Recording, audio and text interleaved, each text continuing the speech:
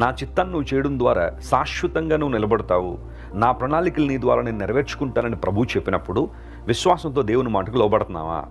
లోబడ్డం అనే మాట నేను మాట్లాడినప్పుడు కొంతమంది లోబడే విధానం ఎలా ఉంటుందంటే, వారికి ఈజీగా ఉన్నవన్నీ కూడా ఓకే అనిపించేవన్నిటి విషయాల్లో దేవునికి లోబడతారు.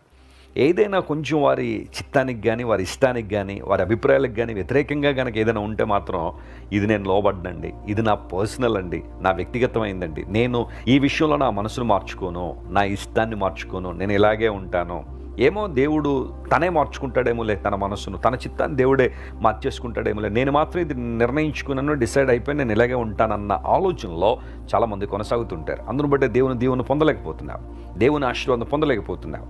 Again and again I'm telling you, there is a great power and anointing and blessing in obedience.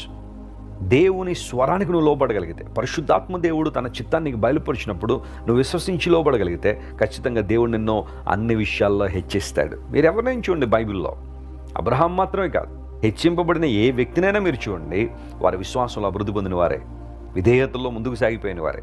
ఈరోజు దేవుని బిడ్డ నిన్ను హెచ్చించాలని దేవుడు ఆశిస్తున్నాడు, నీ కొమ్మును హెచ్చించాలని దేవుడు ఆశిస్తున్నాడు. అయితే నీ నుండి నువ్వు చేయాల్సిన పని ఏంటో తెలుసా?